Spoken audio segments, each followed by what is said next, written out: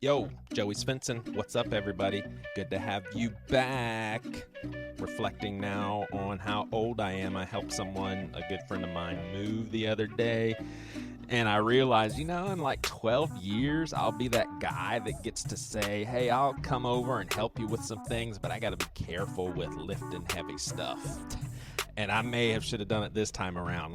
For the first time ever helping someone move, and I jog, I keep in shape and all of that, but going up and down stairs with super heavy stuff, I literally had to break away for like a solid 15 minutes, drink water, take deep breaths, and then I periodically had to take more. I felt like whatever, man. I was telling my kids the other day that I remember when Skittles came out. I remember when they came out, they were like a new thing. It was like crack for kids. I remember when red balloons and purple horseshoes was added to daggum Lucky Charms, man. You thought those marshmallows always were in there? No, sir. The purple horseshoes and the red balloons were not a part of the original marshmallow crew. And I was there when they joined. In the last episode, my kids kicked things off, and I had my daughter say how this podcast isn't just a podcast, it's a journey. And I meant it to sound cheesy, but it probably came across like I was trying to make it sound serious. But in all actuality, I do see it that way. A lot of you have been listening to me for years. This podcast has been going around since 2015, I think. I'm pretty sure Bad Christian that I was a part of started in 2014. You've heard the storyline of Joey asking questions, coming to grips with having to admit that certain things I can't accept anymore as making sense. And all along, I feel that God has been with me through this journey as I seek Jesus and his truth. And many of you are on similar journeys, and I'm telling you, it's such a gift when I hear from you guys and I pick up a sense that it may be a loose manifestation of community, but it is a community all the same. Listeners of this podcast that are asking similar questions, going through similar life experiences, letting go of things similar to one another. And we do have some discussion on the Pastor with No Answers discussion page. You can look at the show notes and join us there. But I do want to let you know, behind the scenes, we are unfolding some more intentional approaches to community that a lot of you will be interested in. Looking forward to sharing that with you, but just know that it is going on behind the scenes. It will soon rise to the surface. And for some of you that, feel isolated, not connected, not feeling like there's a community that you can connect to, I'm hoping that for some of you, this will be a solution to that. Love you guys. I really do. Don't know you all, but I feel like I love you. And we're going to be joining right now John Mark McMillan, Ellen Mauro, and myself as we talk about police, as well as weaponizing black voices against black people. And then the Friendly Atheist joins us. Some good learning for us all. But you guys have a good day, a good week, and whenever you are listening to this, I don't know when that is, but man, wouldn't it be cool if you're listening to this and COVID-19 is a thing of the past? Whoa.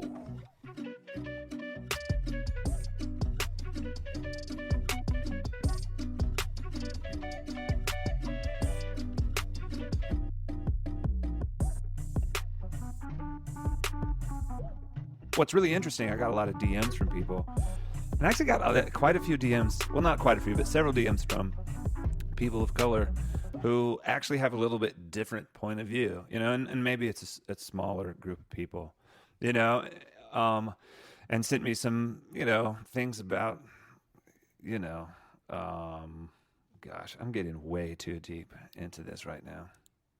But,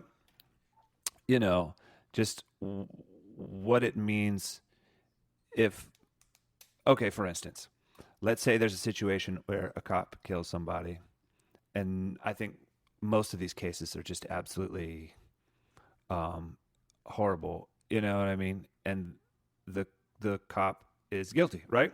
But I really want to live in a country where, and even though the system is broken, I want to live in a country where that police officer has a trial, goes to trial. But let's say you're a juror in that particular situation, and what would be better for the country is if this police officer goes to jail, even though you're not convinced that they broke the law, right? At that point, you're like, well, I need the right thing for the country is to put this person in jail. At that point, mob justice is the prevailing justice. The fear is not about a specific situation. The fear is that we will start to make decisions based on expectations, not based on reality, right? Yeah. Well, the idea is to change the law so that exactly. It's pretty cut and dry. Exactly. Well, no, I guess that's the point. Change the law, but getting rid of the law is probably not a good idea for anybody. Making it better is probably the way to go. Yeah. But removing the law, removing police officers, I just don't know that that's helpful. And I know people are going to be so mad at me like for saying removing that. all police officers is what you're let's saying? just get rid of police altogether. Well, I think reform police, demilitarize the police for sure. But like defund them, and maybe that means something I don't understand. Defund me. Let me tell you what's going on in Seattle as far as defunding goes. So, defund does not mean wipe out the entire budget. Sure. When they're saying defund the police, they're saying take the insane budget that they have. The Seattle Police Department's budget is insane. If you compare it to healthcare, education, all these other things that the city has budgets for, that they allot money to, the police budget is insane. And so all defunding is like, let's gouge it and then fill in these other things so that we can have for a non-violent emergency call, we don't have an armed militant showing up when we need a therapist. You know what I mean? Yeah. And so that's all defunding means. Yeah. And some people are really extreme in saying abolish, which I don't agree with, because I know I've had to call the police a couple times because I need someone to come check on me because I live next to an empty lot. And sometimes there's some really shady shit that goes down next door.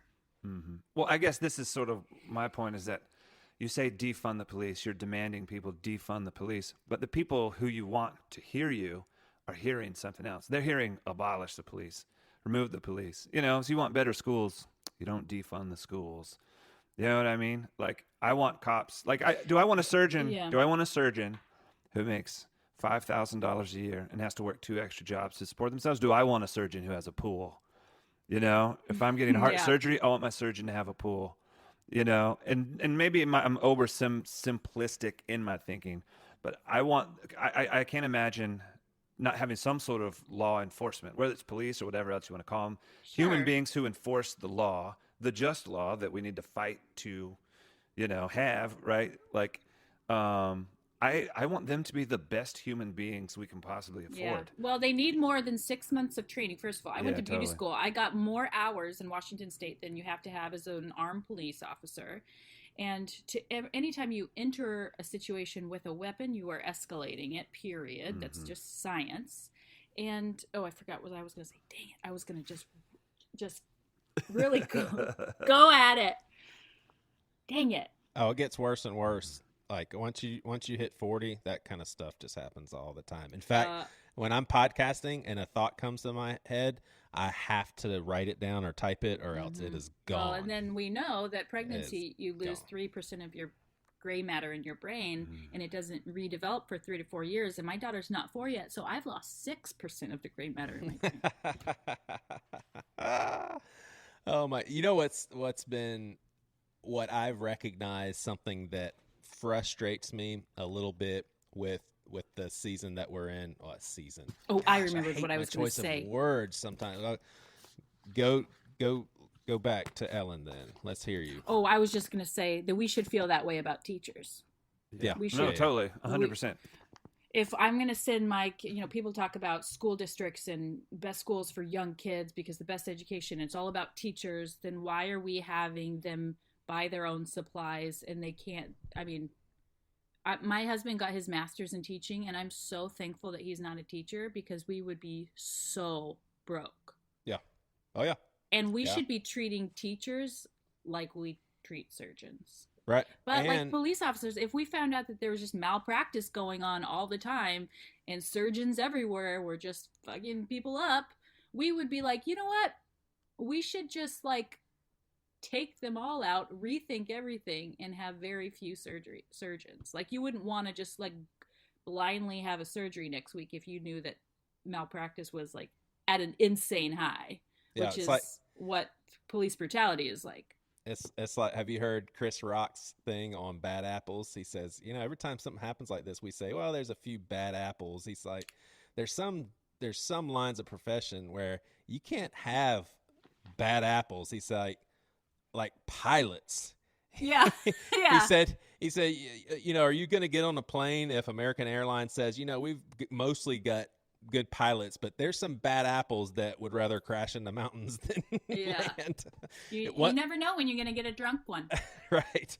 What I was about to say a second ago is how it just frustrates me a little bit when a white person will basically send me a video or something, and I've more love to anyone who's done this. Don't want to shame anybody, but basically saying, listen to this black guy, and basically this black guy supporting very Republican, conservative, racism is not a problem sort of thing. Like Dr. Hope, what's his name? Hogue.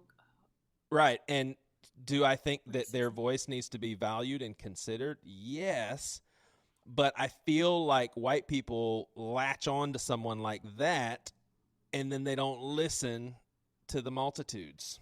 Like it's like their excuse to say, well, listen to him. He's black. He has authority to speak on this.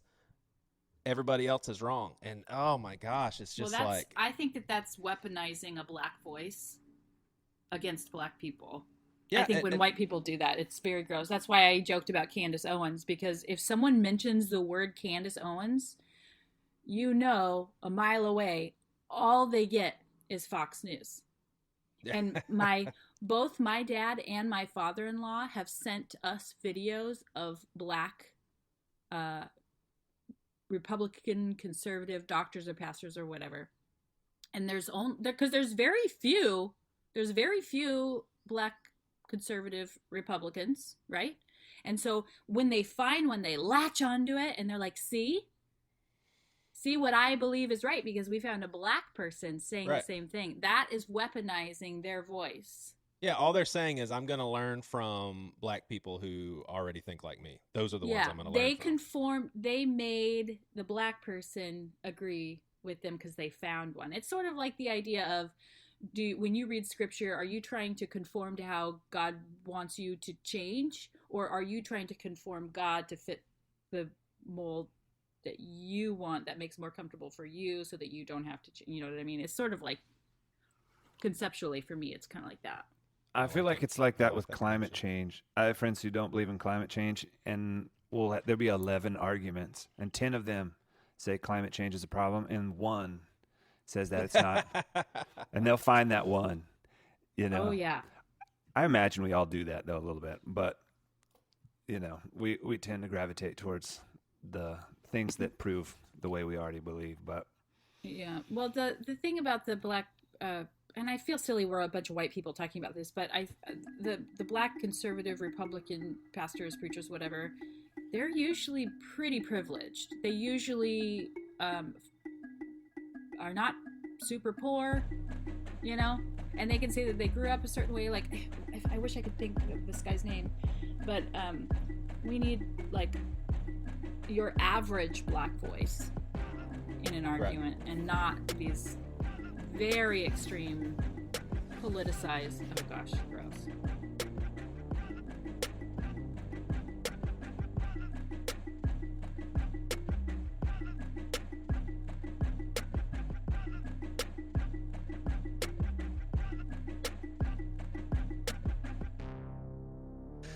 All right, we're here with Hemant Mehta. Did I say the last name right? yes. Yeah, and I think I may have told you this when you were on Bad Christian. is, and it's probably a silly thing for me to do. You're like, the same old. But I have an Indian friend, and when I first met him, I could not say his name right because it was Shijo. Okay. And I always wanted to say Shijo, and he's like, no, say it like you're about to say shit. Shijo. And I was like, okay, I got it now. I got it. Yes. But yeah, so for our listeners' sake, here's how this episode lined up is I remember Hemant from our interview that we did years ago on Bad Christian, and I was just like, man, that was a nice guy, really cool conversation. And so I hit you up just to see if you'd be willing to do another one. And when you said yes, then I went to my Word document to come up with stuff to talk about. Yeah, sounds good. How you been doing, man? I've been all right, as good as anybody, I guess, right now. Yeah, for sure. And where do you live? I'm in a suburb of Chicago, Naperville. Gotcha. Yeah. They have things pretty much on lockdown in Chicago? Pretty much, yeah. So I'm basically home, can't really do much of anything right now. Right. I hear you. Well, cool, man. I appreciate your time. And so my questions, I would say, kind of revolve around understanding atheism. I'm not here to have like any sort of debate, although I would assume that some of it may go back and forth a little bit, but it's mainly for my understanding.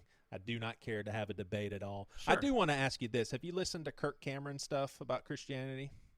On and off. Depends on, I mean, I know his gist. It's, sorry. No. It's fine. I was going to say, and you still don't believe? So let me ask you this. Yeah. If you see, I mean, I was thinking about this. I was thinking, it is so crazy, the world that you live in and the world that I live in the sense of, I was thinking if something bad happened to my kid, let's say they got hit by a car, but it wasn't fatal, I would immediately, as I'm helping, I'd immediately be thinking, God, please don't let her die. God, please. Yeah. If that was a situation you were in, you would literally be like, I got to figure this out. There's not anybody that's going to help me. And that's just, that's a crazy thought. I'm not saying you're crazy. I'm saying that is just like, I've never, ever been in that headspace ever. And I don't know if I asked you this before. Were you ever a believer of any God? I was a believer. I mean, I was raised religious, and I was fairly religious. It's Jainism. It's a smaller Indian religion, but there is the God belief stuff, or there is the belief in that sort of thing. So that I definitely was that until about, 14 or 15. Yeah. So I've had a little bit of experience with at least belief, if not what most people think of. Yeah, for sure. Yeah. And what kind of stuff, I didn't actually do any digging here because I remembered you and liked the conversation, but what are some things that you're doing now with Friendly Atheist? And is it something that you feel you are kind of on the offense to help people get out of religion because it's unhealthy, or do you see yourself as kind of like a resource for people that come to that conclusion on their own? Like, do you feel like you have a calling of some sort? Does that make sense? Yeah, I wouldn't use the word calling, but I feel like my best use, like the thing I can help people with, is I don't care if they become atheists or not, or at least that's low on the priority list.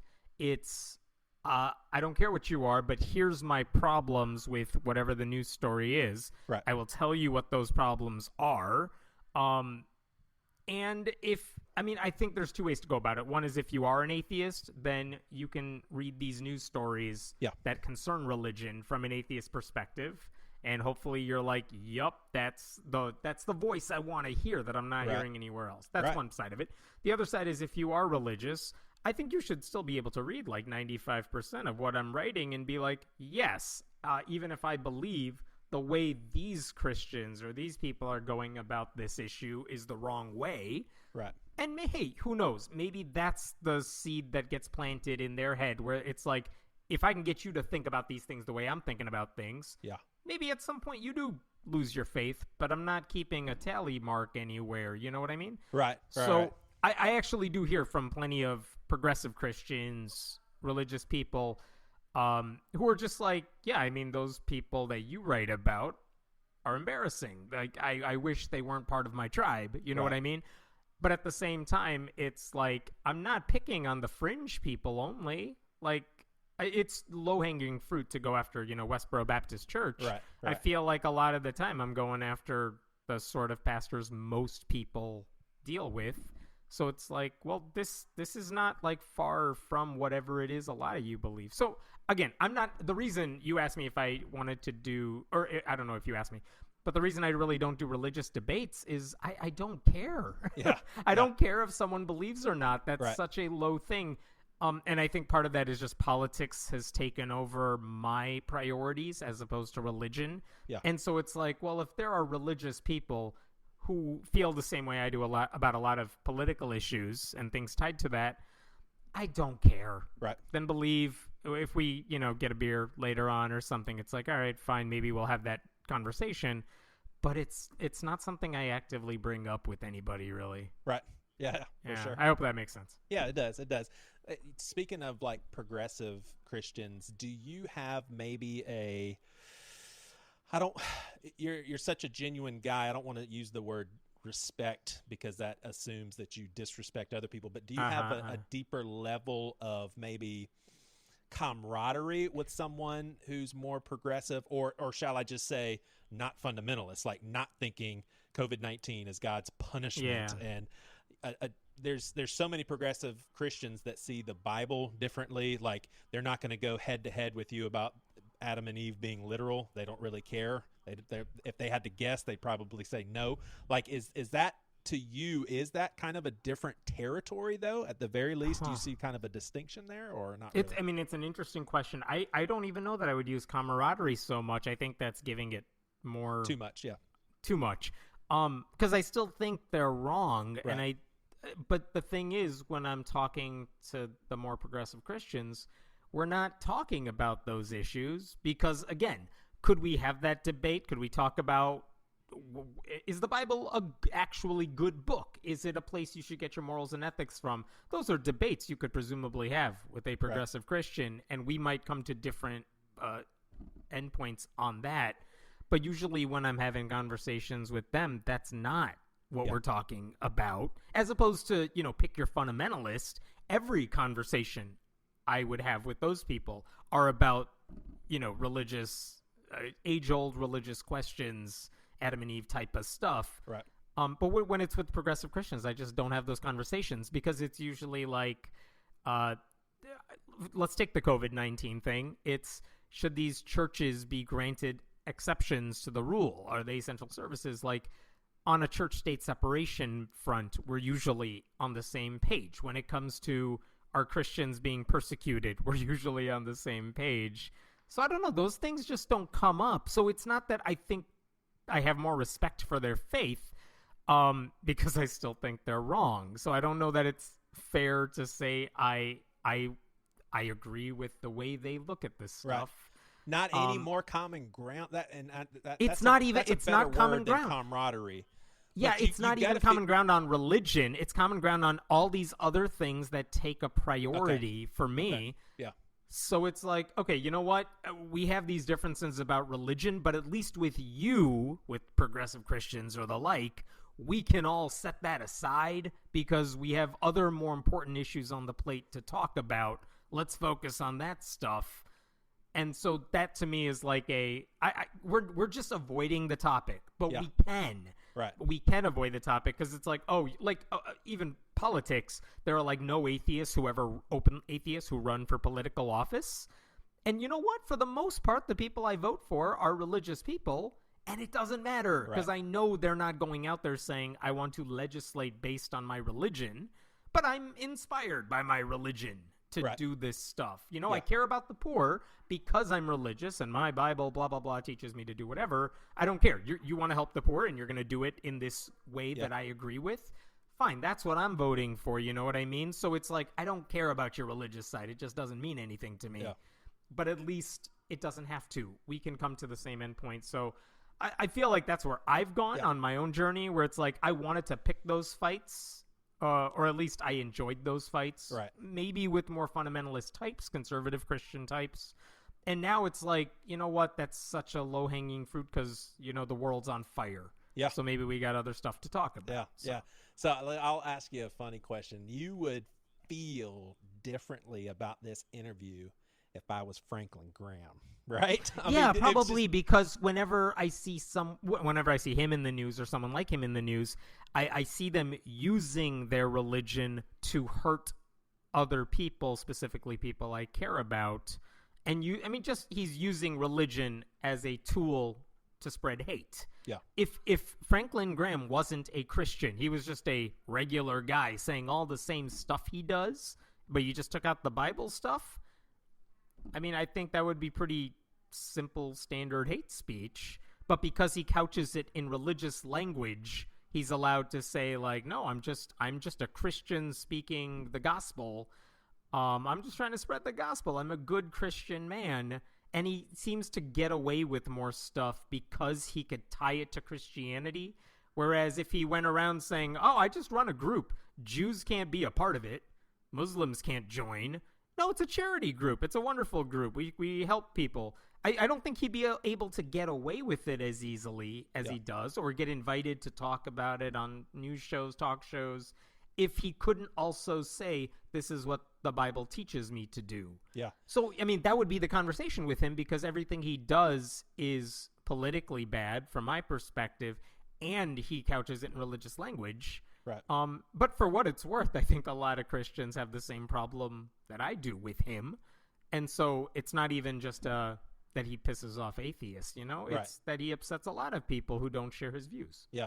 Yeah, and it's funny, as you were saying that stuff, I was probably I was thinking to myself, and I was like, yeah, you probably won't like this. But I when I think of someone like Franklin Graham, I think of someone who legit thinks, how I am is how God wants me to be. I know it's not popular, but neither was Jesus popular. And so I'm doing what I'm supposed to do. And it is loving to point such things out to people. And, if I mix with other religions and that sort of thing, then I'm going to taint the gospel and all of that. Right. But I don't doubt But when you bring up the example of not even being willing to serve alongside people that don't share your faith, to me, that's kind of like, come on, man. And again, seriously. my problem would be less for example, so we set up this makeshift hospital in Central Park in New York City. I actually don't really care if he just said, we're doing this charity thing, whatever it is he does. Don't get me wrong. I know he does good stuff in theory, like the people he helps. I like that he has, whatever. When you have like tens of millions of dollars, you better do something good with it. So I'm glad he's doing what he does. But if some random dude, Bob Graham, steps up and says, well, the city of New York is partnering with me, which they did, to set up this thing, I basically have their stamp of approval on what I'm doing. And also I have this list of horrible things you have to agree with in order to work with me. Yeah. We'll help everybody. Right. But if you want to be on the front lines, you have to believe trans people are all lying about who they are. You have to say whatever it is, everyone who's not Christian is going to burn in hell for eternity, or whatever. I mean, I think people would have a very different reaction if it was a random dude. I'm not doubting his sincerity that he actually believes this stuff. I don't think it's a game with him. I think he's telling the truth about what he believes. My problem is that the city of New York partnered with him. My problem is when he goes into public schools and they're like, oh, Samaritan's Purse, you want to give away these things for Christmas to kids who don't have presents? Of course we want to work with you and put together these boxes to send to other places. It's when he's partnering with the schools that I have a problem with it, because, again, he's allowed to be a bigot. I don't have a problem with him being whatever things he is. It's that, because he's Franklin Graham, the city of New York says, fine, we'll work with you. Whereas if some random dude said, yeah, I want to help out, I have a lot of money to help out with, but if you want to work with me, you have to say gay people can't have rights. Right. It's like, no, you would never say yes to this. If it was a Muslim saying the same thing, I promise you that tent city would not have been set up. Yeah.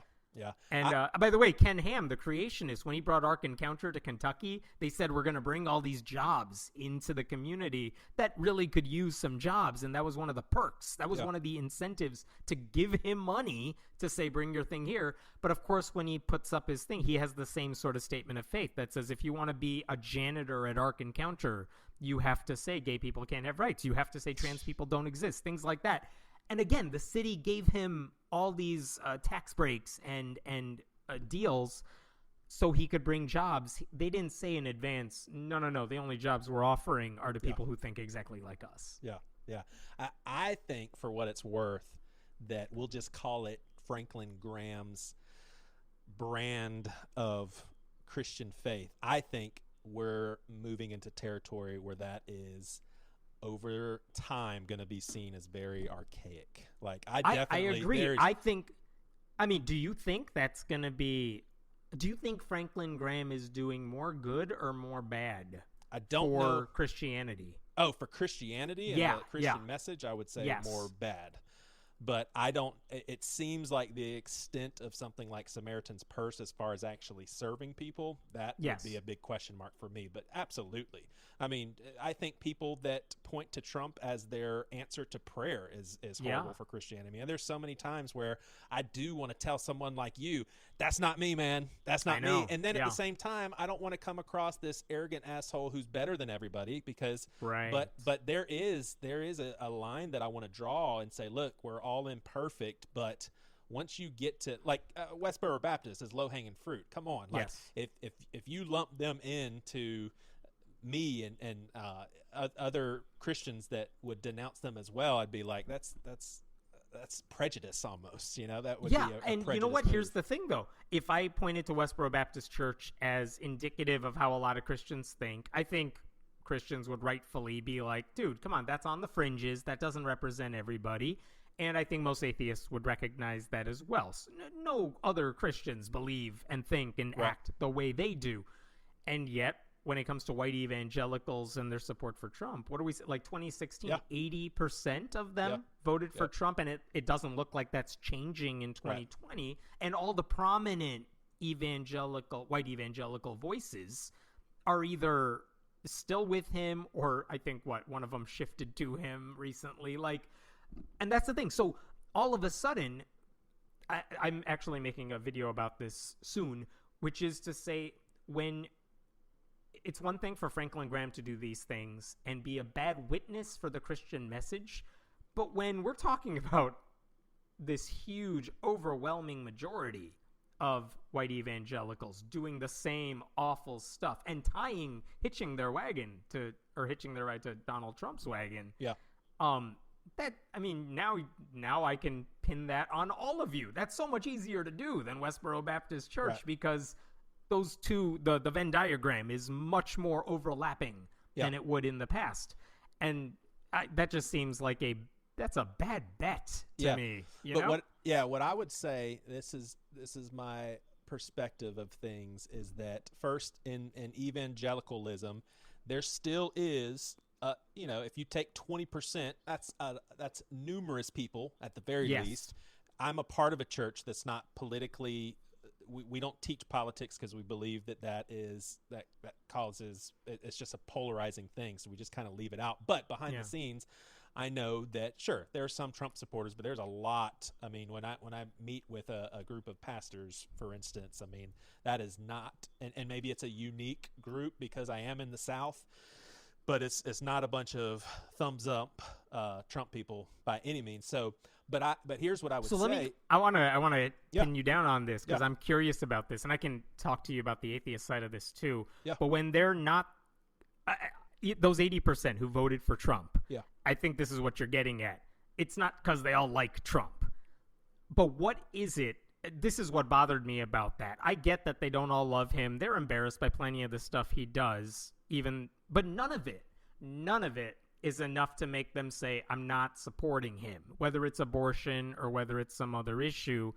And what troubles me, and this is such easy ammo for atheists to use, that nothing Trump has done, before the election, after the election, nothing he's done has been a deal breaker. for that same group of people. Yep. And it doesn't matter, like, well, he is appointing all these anti-abortion judges. We like that. That's what we're voting for. It's not the other stuff.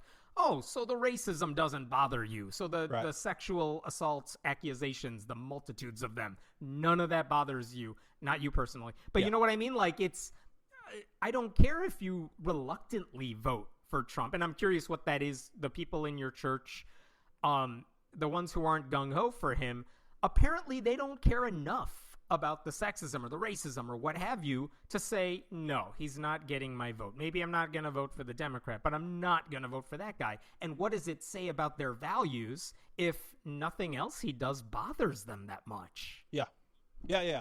Well, I mean, one thing to go along with your point, too, is all these things that Donald Trump has done. We wrote Bill Clinton off at the snap of a finger for him having consensual sexual relationships with so to me, I'm just like the hypocrisy, that switch. Oh my gosh, for sure. I mean, I think so.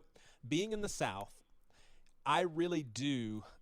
I don't know if I'll just say it kind of hurts my heart when any and every Trump voter are written off as, oh, well, they have to be racist themselves. They have to be bigots themselves.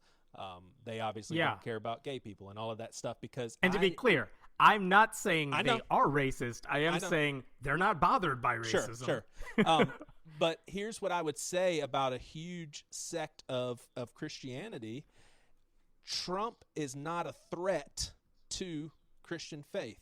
Yeah. And I would say there's a very good chance, and I think I didn't do any digging on this, but I think there's probably a lot of evidence for the Democratic Party maybe at the very least coming across as this is threatening to us. And I am in no way, like when I hear Christians in America talk about persecution and how we're persecuted, I just want to roll my eyes. I'm starting to sound like a prick, and I don't mean that, but I seriously am just like, come on, we don't know persecution. Get out of here with that and stuff. I agree with you. That's the perception of if we vote for a Democrat, we're going to be persecuted. I believe you that that's the perception.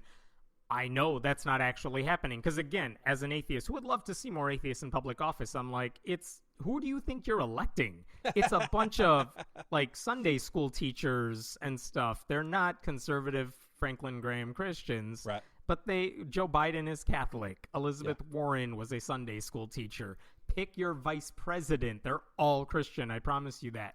So it's like, what do you think they're going to do? Because all the stuff you just mentioned where people think whatever Democrats are going to persecute them, whatever, they said all that about Obama, who was Christian. Like, he didn't do any of that. Right. And so it's like, at what point do you realize you're just telling yourself lies? Well, that's That's because there's a huge sect of evangelicals who see republicanism as a parallel to Christianity. Oh, like they legit see that as, if you're a Christian, that's what. And dude, I'll admit, I used to be that way. I mean, 16 years ago, when it was Bush and Kerry, I would have been depressed if Kerry won. I mean, I was so full on board. This is what is right. I went to a Bush rally, and honestly, I like George Bush. I thought he's a very likable guy. I feel the same way about Obama. I kind of, and I do. I know it comes across as a cop out, but I try to not concern myself a lot with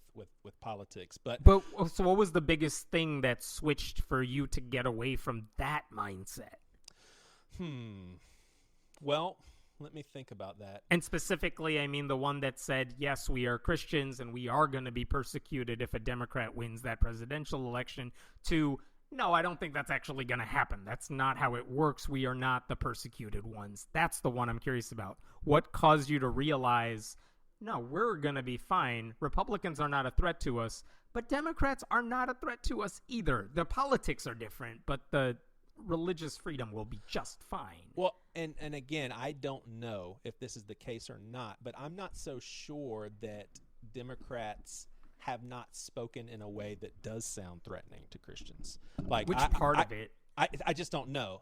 But there's got to be some evidence out there for, and I mean, I sound like an idiot right now because I don't have it, but I'm almost positive there's been certain things. I mean, there's definitely been, you hear it in the news all the time. A kid busted in school for praying with a group, or a kid busted for bringing a Bible, and certain things like that. I think that it's easy for Christians to see that as a liberal mindset, that if we let that proceed, then who knows what's going to hit the fan. I can tell you this because I write about all those stories that's what I do. Yeah. And I've done it for more than a decade and stuff. I've never, maybe once or something, and that's usually because the teacher doesn't know what he or she is doing, but never are those stories accurate, or at least the way they are written about in Christian media. Like, that's interesting, yeah. The way I've always seen these things is whenever they apply the law neutrally, is that the right word? Whenever they're neutral about the law and they just ask Christians to follow the same rules as everyone else, the Christian media, the conservative media, treats that as anti-Christian. I can see that. Like, if we play by the same rules and you treat us to the same standard as everyone, that is anti-Christian. We deserve to be privileged. Like, so when there's a church exemptions or whatever in the COVID crisis, when a mayor says no gatherings of more than 10 people, that also applies to churches. Right. Or just like it would apply to anyone, they'll say that's anti-Christian. When it's like, no, it's not like atheists can gather in groups of like 20. Right. No, it's the same rule that applies to everyone, but they're treating that, we're seeing it right now, they're treating that as anti-Christian. That's the way, the same thing with these school cases you just brought up. Like, no, because if they said a Bible club can't meet, it's never about saying, oh, no, drama club can meet, the atheist club can meet, just not the Bible kid. That's never the case, ever. And if it was, you would see all the church-state separation groups, at least the ones that I communicate with, which is several of them, they would all be on the same side saying, no, you got to let them do it. So what is actually happening then? It depends on the story, obviously. Yeah, usually it's, I'm trying to think of recent cases. I don't remember. But sometimes they have Christians who come in during the lunch day to proselytize to kids, like maybe they're parent volunteers or something. Yeah. But you have adults preaching to kids. That's not allowed for anybody. Or you say you can meet during the school day, but no other club gets that right. And it's like, no, you can't meet during the school day. If you have after-school clubs or before-school clubs, that's okay for everybody. But it's usually, as far as I've seen, it's Christian clubs trying to bypass the rules that apply to everybody else. And the school says no, but the story we hear is the school said no to a Christian group that wanted to do something without saying, oh, it's not like the atheist club or the Muslim club could also do that. Yeah. No, that's never the case. And again, it's such an easy thing for me to do, which is to say, if a Muslim kid did what the Christians are trying to do, would the Christians say that's okay? Right. It's never okay when Muslims do it. Yeah. You know, if a mosque wanted to meet of more than 10 people and you wouldn't see it is all I'm getting at. Every time it's these stories, it's always Christians trying to push the boundaries or cross the boundaries and get away with it. But the actual story is always, they don't like it when we treat them the same as everyone else because those Christians think they're special. The rules don't apply to them. That's usually always what it is. Gotcha. Well, I haven't done the homework that you have, so I'll take you at your word for that, and that does make a whole lot of sense. I mean, I would imagine there's probably some situations that don't line up with that. Believe me, I look for them. I don't find them, and usually when it comes from those Christian legal groups too, because I get their press releases. Every time they're like, this school said a kid couldn't read their Bible. It's like, okay, I start with the premise because if it's a Christian legal group, my assumption is always, I know you're lying.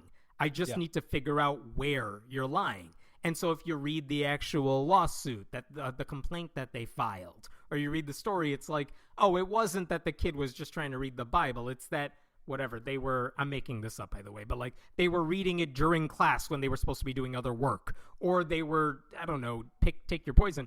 They were trying to do something with it that they really should not have been doing. Right. And if a kid did it with the Quran or another kid did it with something else, it would not have been okay either. So it's like, oh, that's what they were not telling you. Right. That's the thing. And so I just go into every story like that. I think, remember the movie God's Not Dead? At the end of the movie, they had a long list. I actually did not watch it. You're not missing out. But at the end of the movie, they said, we know this story that we just told you is like fiction, but here's a whole list of cases, and it scrolls on the screen. Yeah. Here's a whole list of cases that are either similar or that the same legal group was working on. I went through every one of those cases, and not only were like, I think every single one of them not really about Christian persecution, they all fell into a few categories of this Christian wanted to break the rules and they couldn't do it, and they were mad about that. And it's so predictable how these groups work. So you would kind of go on the record and say, look, Christian persecution is not a thing at all. Not in the U.S. and not in terms of you want to practice your faith and no one's letting you do it. No, that's not true. In other parts of the world, absolutely. And that's not okay. That's a whole separate issue. But no, in the U.S., like if Christians think they're being persecuted, I would love to know which group they want to trade places with that they think has it so good. Like, do those Christians want to swap the number of Christians in Congress for atheists? Because I'm happy to play that game. Right. Because more than 90% of Congress is Christian, and there's literally one non-religious person in Congress. Openly, I should say. Yeah. But like, if you're being persecuted, what do you think the rest of us are feeling? Right. Yeah. That's a good point.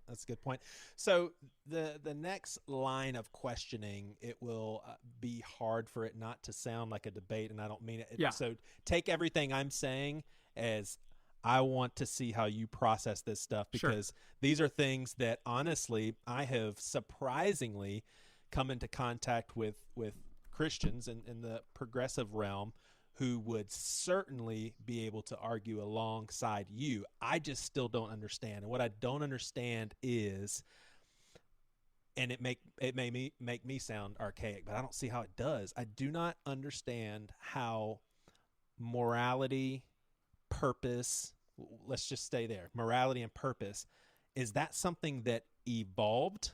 Is that something that over time became a thing?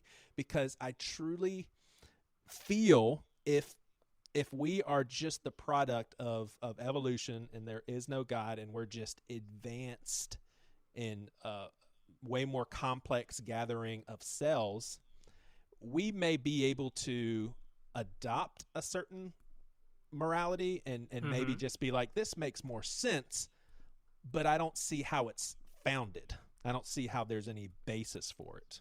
I'm not dodging the question, but the question I would ask back is, which Christians have the lock on morality? Because the things they say came from the Bible. This is the moral standard. This is what God said is good. Who has that right? Because they basically pulled it out of their ass too. And I could easily make a case for why that's not actually good stuff that they're suggesting is the moral standard. So the idea that some Christians or Christians in general have a standard and everyone else doesn't, and they're just flailing about cherry picking what morals are good and bad, like that is what religions do all the time. So like, I don't know who's not doing that. And to me, go ahead. Yeah, I like that, but I guess so. I'll go extreme. Yeah, I don't understand if there is no God and we are literally on, like, I would see if and I would say I'm pro-evolution and I believe in God, but I would see if we are merely evolved beings, then we're on equal playing field as a single cell organism. So I don't understand, other than us just creating arbitrary rules, for instance, why murder is wrong. So, for example, we have lions who are way more advanced than a one-cell organism, but their very nature goes after a small elk and murders it. We don't call it murder, we call it killing. But if humans have obviously come up with the concept of murder, whether there's a God or not, how is that not arbitrary? And I just never have been able, and like I said, I've talked to Christians who would be like, are you serious right now? Like, that's the... Well, I mean, what's the alternative? We can't function as a society if we're all killing each other. We have alternatives for food, which is why the lions are doing it. Like, we have ways to get past that. We don't have to do it instinctively or anything. But I guess it's, what type of society do you want to live in? I want to live in one that's functional, where people can do what they want, makes them happy, they're not hurting other people. I don't think it takes some I don't think that's a weird thing to just evolve as a society and say, yeah, we're all better off when we're not hurting each other. Let's aim for that, because otherwise it's just constant chaos for everybody. So you have, and I've definitely picked up on the fact that you are refraining from using the word morality, because it you sounds could use like morals, but like it's not a dodge. It's no. Okay, I don't think you're morality. dodging. No, I'm saying I understand. Like, that would make sense. I'm not saying you're dodging. I'm saying that actually makes sense for society to be like, okay, what makes sense? Like, what's a logical way to be kind to people or go around killing people? We function better. We function better when it's the first one. Right. My only thing would be,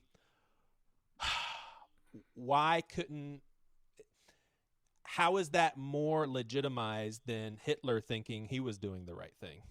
I know that's a huge jump, and I don't mean that people that are atheists, I'm not lumping them in with Hitler. I'm trying to figure out, how is there a basis for morality? And it sounds like you are saying, well, there's not really. It's common sense. Do things that work. I mean, I just want to go back to. And you don't have to be friendly right now. You can say, dude, that's the dumbest thing I've ever seen. The only reason I'm pausing, I'm just trying to think of what the best way is to answer that. Yeah. It's not just a moral issue. He's basically stopping all those people from living their lives being happy. And so that's not a society we should want to live in. But the flip side of that is, I don't know, the implication that has is that there's something about the Christian way of life that says what Hitler did is wrong because murder is bad, that killing is wrong. And yet I could just point to, but right-wing evangelical Christians, the sort of people who make that argument, are typically for the death penalty.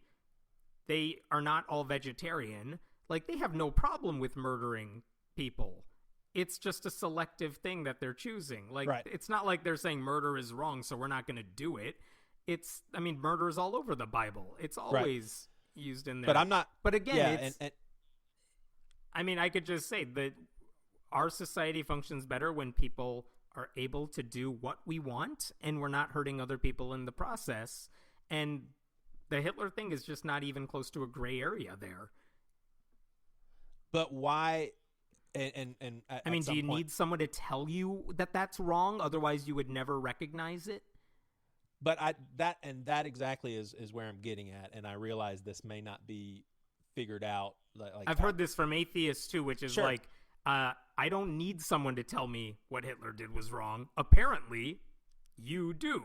But or what other Christians do? You know what? But I don't understand who gets to say anything is wrong. Like, why do we need someone to do that? Why do we need someone to say this is right, this is wrong? Because again, you pick your issue, abortion, for example. Yeah.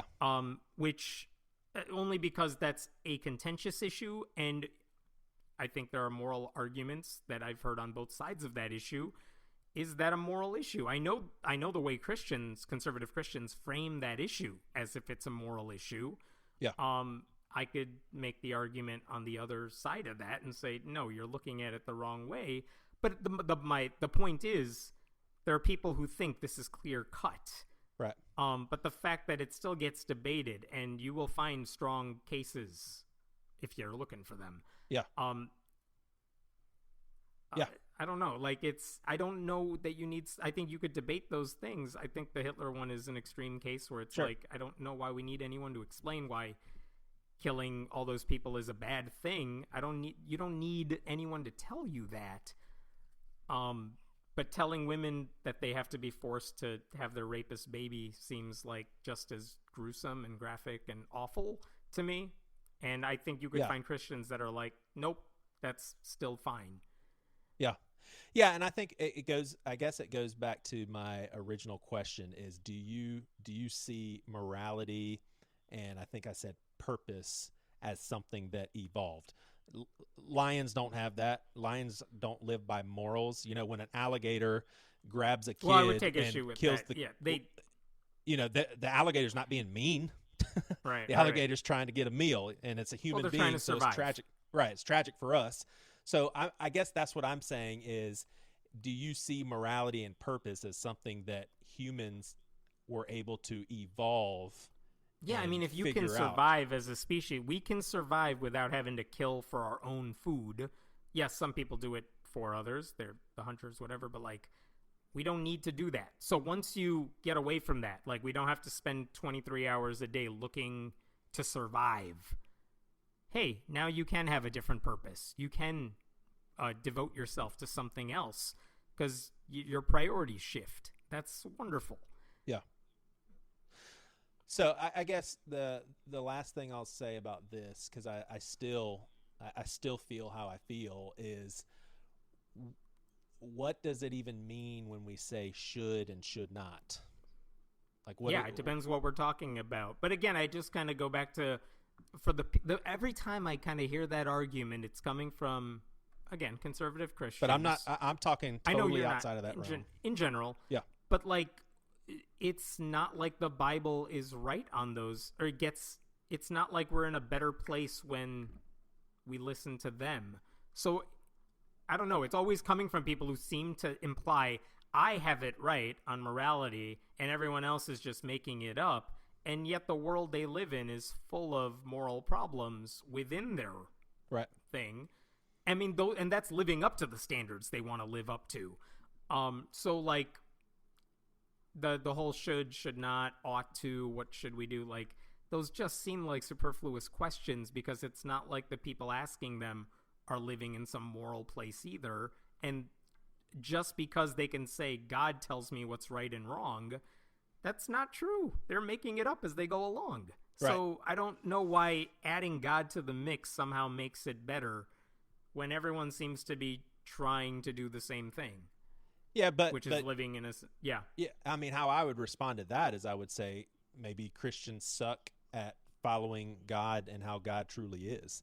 You know, so that's my main. Yeah, but they all seem to think like, no. If I'm following God the right way, this is what ought to happen. And even if you follow those instructions, it's not that they fell short of it or they might fall short of it. It's that even when they follow those rules to a T, things go wrong. We see it all the time. Unless you stick with Jesus's words of loving your enemy. If you live by that, I would say you're probably going to stay away from the shittiness that we see from Westboro and evangel. You know, some. I mean, those people would all say they're following the message as the Bible told them to follow it. But that doesn't mean that they are. According to who? I mean, every Christian thinks every other Christian's doing it wrong. So I don't know who gets to. It seems like Christians will do the same thing. Like, oh yeah, those other Christians fell short of what Jesus wanted them to do, but we have it right. But they don't. And it's not because they fell short of some standard. It's because what's loving your neighbor when it comes to I'm just picking on one, coming to transgender people. They would say, no. The standard is they need help. They need to be cured. They need to be fixed. And talk to them. They would have a very different perspective on this and what makes those Christians think they have it right on that. Like their standard, God wants us to treat gay people this way. God wants us to treat segregation this way. That shifted because opinion changed. And all of a sudden segregation, which was a totally fine Christian thing a few decades ago, that changed. Yep. Suddenly God's word changed. Like, it happens all the time. And so it's not, I don't get some Christians just fall short of where we are supposed to be. No, even when you're doing things 100% right, it's still a problem. It's just a matter of who's... Yeah. I think morality is always a problem for everybody, but yet it's always Christians blaming other people who are not Christian for making things up when it comes to morality. All I'm saying is, yeah, they're making it up too. They're just saying this is what God says the standard is. It's like, nah, that's just you're inserting that in there, but you're doing the same thing as everyone else. And this is what Franklin Graham does. He's a bigot. He's full of hate speech. But the difference is he gets to say, I'm just living the gospel. I'm doing what God wants. And I think he gets an unfair pass, whether it's through the media or through Facebook, who hasn't banned him. Like, those Christian people who say all that stuff, if they didn't do it from the standpoint of I'm a Christian, that stuff would easily be called out as hate speech. But because they're just pushing the word Jesus in there, it gets a pass. Yeah. No, I get that. And that to me is the problem. It's the same thing with the morality question, though. It's like, well, just because they insert God into the argument doesn't make it better. Right. And I think where I land and where my confusion is, we can move away from this, is if there is no God, me, you, Franklin Graham, a member of the KKK, where I don't see where any of us can have the basis of saying we're doing something right, unless things like love and morality can be something that evolves naturally, which I don't see how that does. Or we ask ourselves, where do we justify our beliefs from? And again, if it's racism, it's like, well, I have this belief, we're better. Based on what? The KKK is a Christian group. Like, they can base it on anything. And again, this is a subjective thing. This is a debatable thing in terms of, like, where should we base those things from? But again, if your principle is let's try to live in a functional society where everyone can do what makes them happy and you're not hurting other people, there is a gray area there, because what makes me happy might get in your way. But that's usually not the cases we are talking about here. But you're saying that the right thing to do then would be to make sure we're all getting along and taking care of each other. That would be the right thing. No, but I think that we're living in a better society in general. If that is a point, if it's so it's logic, we're getting smarter. It's not the words I would use. Okay. We're definitely not getting smarter. Yeah. All right, so we can wrap this thing up soon, but I do want to ask, like, what would you say? And maybe there's nothing, but what would be the full thrust of if someone said, "Why are you an atheist?" Would you say, well, there's just no scientific evidence. Well, if there's a God, he sucks at his job. There's just no historical thing that I can look at. Like, what would be your little snapshot? I mean, the simplest answer is there's no evidence of it, and the evidence people keep sending my way, which is the same rehashed arguments over and over and over. They're just not convincing. So that's the simple thing. There's just no evidence. But also, if I live my life without thinking about God, I promise you it's the same life. Like, everything is fine under the assumption God doesn't exist. Everything is the same. That's not evidence. I'm just saying there's no difference between the two. If you're looking for, like, why am I an atheist? Yeah, there's no evidence that I've seen. And the evidence people send my way is just not good evidence. And every time they send me stuff, it's like, oh, you think this stupid thing? Like, now I really don't want to believe if you're dumb enough to believe this thing. So, yeah, there's just no evidence there. But again, this is going back to the beginning of the conversation. It's the sort of conversation that I feel personally I've just moved away from, because now I just don't care. Right. Like, well, I know where I'm at. I appreciate you digging this. In a little bit with me. No, it's all good. It's just like, yeah, I know where I'm at with this. Yeah. I don't care where someone else is at with this. I'm kind of like, I'm just putting out this stuff. If whether it's on my website or on YouTube or whatever, and if it helps someone, great. But if it doesn't, I don't really care anymore. Right. Like, the idea of I'm trying to do this to pick internet fights with random people. It's like, nope. I perfectly see this as a one-way form of information. Yeah. I don't read my comments, things like that. Well, please take this as me actually wanting to understand you. So I've got one more that you can internally roll your eyes. It's all good. But so I'm not rolling my eyes at any of this. I know, man. I know. This is fun. with the no evidence thing, it's and I'm speaking out of turn here. I'm no scientist, but it seems like science is based on empirical observations. And so my question is science able to, like, if the supernatural exists, is science even able to run that through empirical lenses? What if it's not? Does that mean that science is like the end all? If science can't look at something like for me, it just makes sense. Whether there's a God or not, it would make sense that maybe empirical data has a limitation. Like if there's something freaky out there that we don't know, maybe science can't figure that out. Right. So, yeah. But I think you're asking, like, with science is limited. It's based on stuff we can test and we can confirm. you're asking, well, if it's outside that circle of stuff, which by definition then science isn't involved in it, then what happens? It's like, well, who cares? It's outside the realm of science. It's not an issue for science. Like, I think every scientist would tell you science is like a set of rules. It's a way to figure out the stuff inside that circle of things we can figure out. And so that's fine. If there's something supernatural, you're right. Science has nothing to do with it. Science can't test it. That's the whole point of it. But the stuff we can test, and here's my problem. Yeah. If we're talking about this circle of stuff and science can figure things out within that circle, it doesn't make sense to ask about everything else. The question is like, well, where is that circle? What I keep seeing is religious people try to take stuff that's outside of that boundary and shove it in there. Right. And they're saying like, no, this stuff is, miracles do happen because whatever, the rules that we set. I'm explaining no, that makes sense. They're trying to say science couldn't do this. And it's like, well, no, we can't. Like the COVID-19 thing, you could say that God sent it, but we can also say, no, we could pretty much nail this one with the science. We could figure out where it came from. We could figure out how to stop it. It might take time. Maybe we don't know everything yet, but there is a process we could follow to figure this out.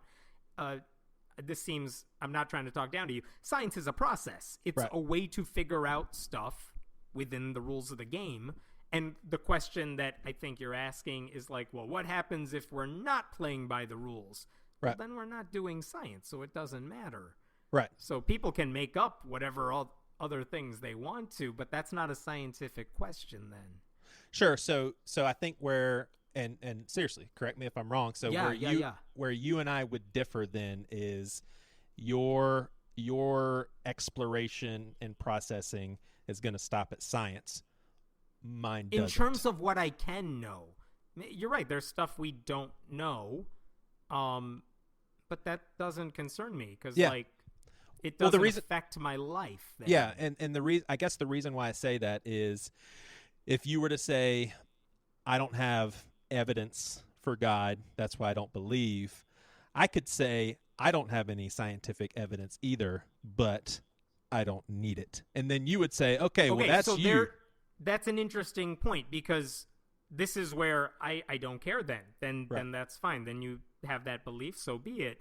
The problem I get is when people say, no, there is scientific evidence, or there is evidence that goes beyond I mean, now you're crossing the definition of faith. What is then? If you say there is evidence and then try to prove all the stuff that we're talking about, that's what I'm seeing. Yeah. And that's the stuff where I'm like, this is the best you've got. This is crappy evidence. Now I think you're an idiot. But what you're saying is, no. Outside of that, I have faith that there's something out there.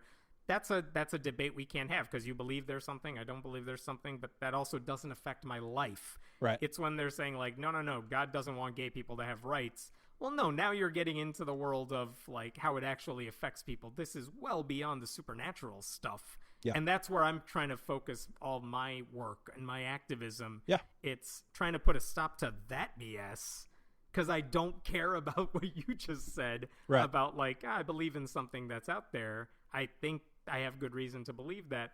That's fine, but that's also none of my concern. Yeah.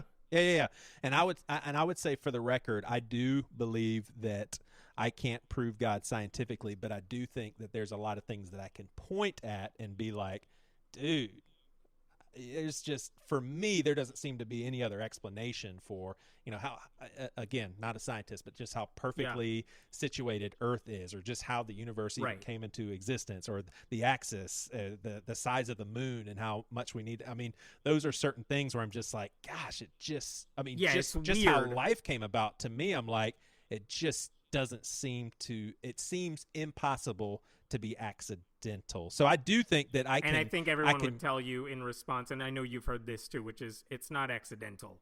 Like, there's a reason it all works the way it does. That's a scientific conversation of, well, we know how it came to be. We know how. You're asking like why it happened. How could it have happened this way? Which goes down to, those are the debates I don't care about anymore. Right. But the point is like the miraculousness of it all, that to you seems has to point to a God or something supernatural, where I'm like, nope, it's a totally natural thing that could have happened. And if it didn't happen, we wouldn't be here. So whatever, we're here. Let's make the most of it. And then I just move forward from there. Yeah. Yeah. Well, out of respect for you and your disdain for all of this stuff, I'll stop right there. But I do. This has been awesome, man. Do you ever, would you say, and maybe you would have to dig deeper, maybe not. It seems like based on some of our conversation, you would definitely say yes. But do you see any good from your vantage point? Do you see there being good for people that do have religious affiliation or see like themselves is having as spiritual? Religion good? I would say is that the question? Yeah. For people that believe in God, is there good that comes out of that? Let's simplify it. If you believe in God, is there some good? Even though you don't believe that there's a God, could that have benefits for someone on this earth to believe there's a higher power? Like, is there any good I mean, that comes out of that? if people find comfort in that, if they think it inspires them to do good things in the world and they are helping people, like, good, fine. I'm glad you believe. If going to an extreme, if someone thinks murder is like just if they think murder is bad because God says killing is bad, thou shalt not kill, like if that's the only reason you're not out there murdering everybody, I'm very glad you happen to be a believer. I don't need that to say killing is bad, but all right, you do you. But look, for the most part, if it brings them happiness, if it brings them comfort, if it helps them get through the day, then fine. I'm not going to get in your way. I'm not even going to argue with you about it because it seems like that's a waste of my time. Yeah. So in that sense, I would feel the same way, by the way, about like someone who does meditation. Like, doesn't do anything for me, but if it makes you happy, fine. Yeah. Go have fun. Yeah. I really don't care. I feel the same way about that, which is as long as it affects you and you're not pushing it on me, whatever. Yeah. Yeah. And I can't avoid these certain things, and you're so forgiving. I appreciate it. Like, I think that if there wasn't a God, we just wouldn't know that murder's wrong. We just wouldn't know. That's why I'm saying, that's why I was asking, did morality and that kind of stuff evolve? Because if it didn't evolve, where did it come from? And so I wouldn't say I don't murder people because God says it doesn't. I would say I don't murder people because I know that it's not good because there is a God.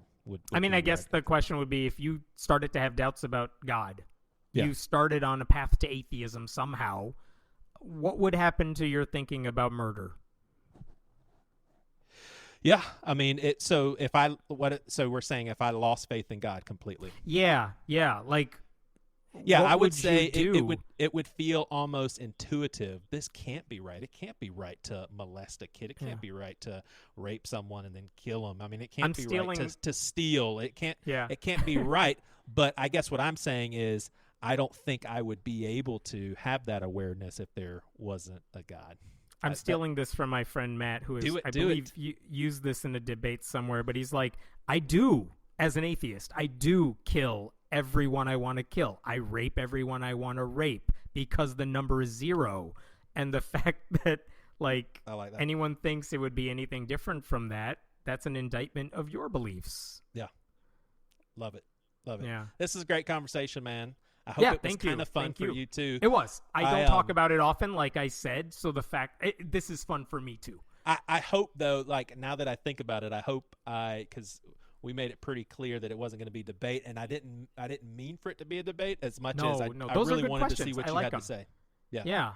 And you know what's weird? Because that's not a focus of what I do so much now, as in like when I'm writing articles, which is what I do.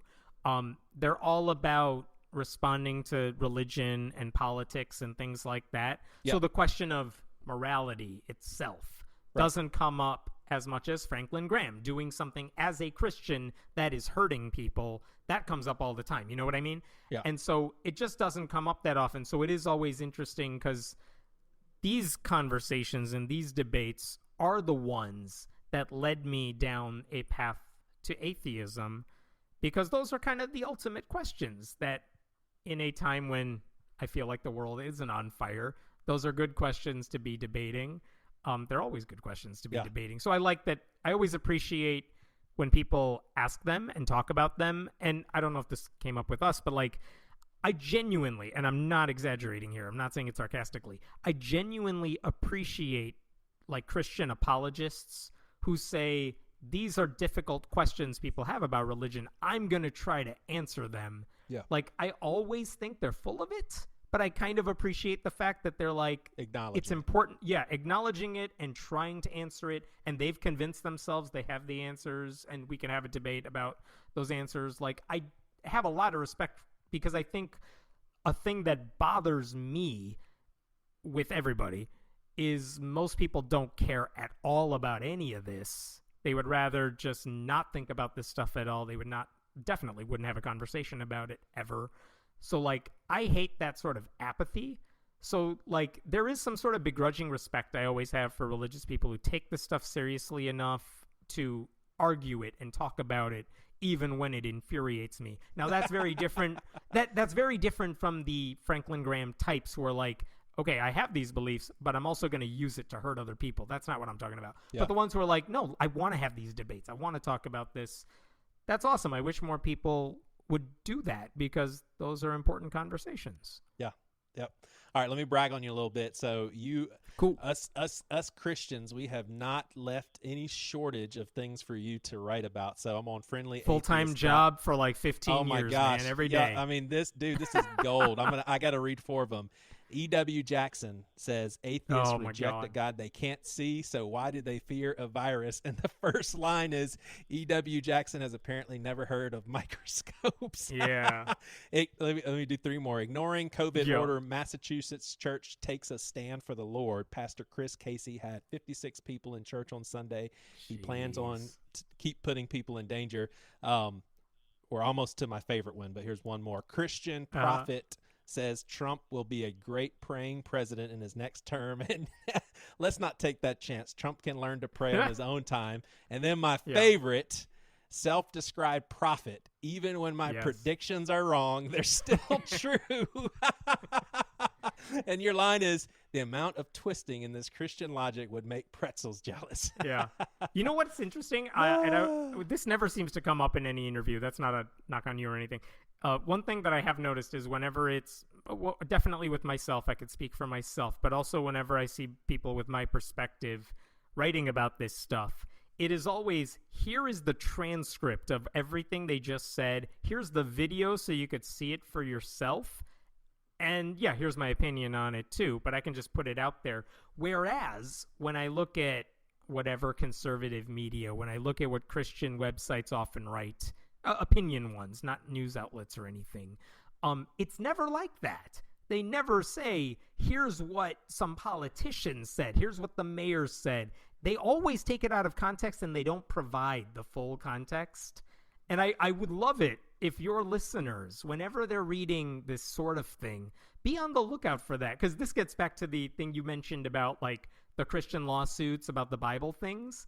Like, whenever I see, like, the Freedom from Religion Foundation, an atheist group, saying, this is what happened in a school and here's the problem, they will explain it. And they will offer the photographic evidence and the video evidence. Like, here it is. This is what we have a problem with.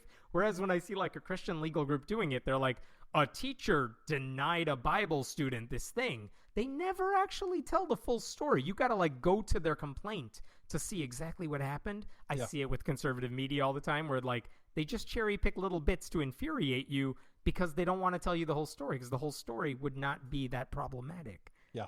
I don't know what the point is, the things you were just reading, the transcripts are there. The videos are there. There's enough of them that they are not all on the fringe. They literally, by definition, cannot be on the fringe when I can do this every day multiple times, and they're all different people. Like, they're not all on the fringes. Well, God willing, it's eventually going to be on the fringes, my friend. You work toward that. I would appreciate it. I am, man. Hey, good having you. Hey, thank you so much. I appreciate it, Joey.